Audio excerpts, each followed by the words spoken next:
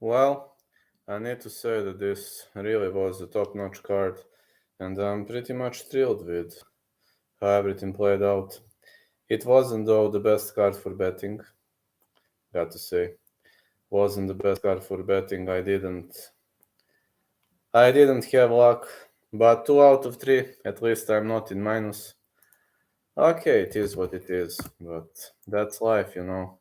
Life can be shitty from time to time, and that's the moment. That's the moment. I mean, it happened, and let's bring it on. Motta destroyed Cameron Van Camp. It was a pretty much great performance by Nicolas Motta. That was not something I was expecting. I wasn't expecting such a great performance in the end of Nicolas Motta. As Motta outworked his opponent, he was really, really amazing back then, and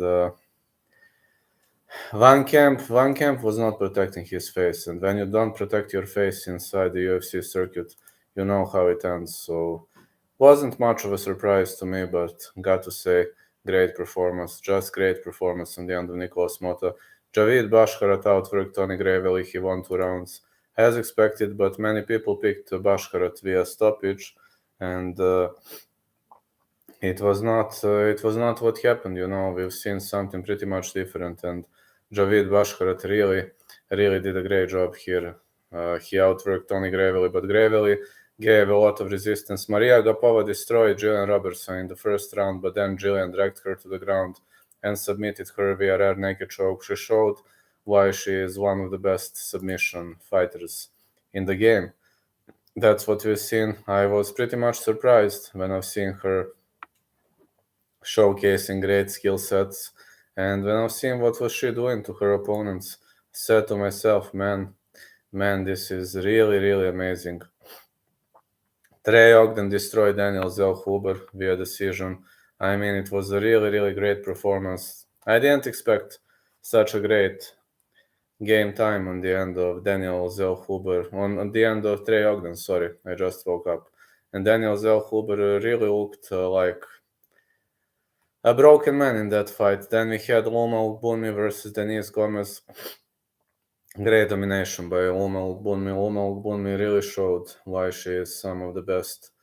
Why she is some of the best in the league. And Loma Ukbunmi is a great Muay Thai fighter. You've seen the true power of Muay Thai in the match between Loma Ukbunmi and Denise Gomez. So, needless to say that Loma was controlling the fight all time. I had Loma all 3 rounds. Then we had Trevin Giles versus Louis Koshche. Pretty much surprising performance by Trevin Giles.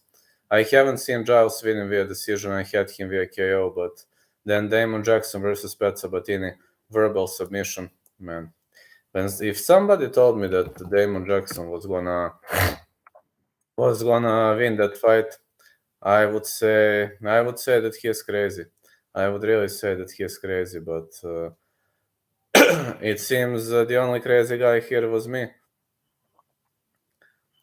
It seems the only crazy guy here was me, so I tried to think about it. I tried to, you know, to realize what happened back there, and you know what happened? Well, just a great performance.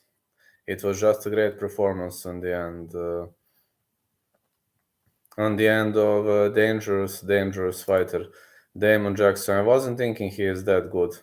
Then we had Anthony Hernandez, who arm triangle choked Mark Andre Barrio, and Mark Andre Barrio might actually got released after this loss. So then we had Rodrigo Nascimento versus Tanner Bowser.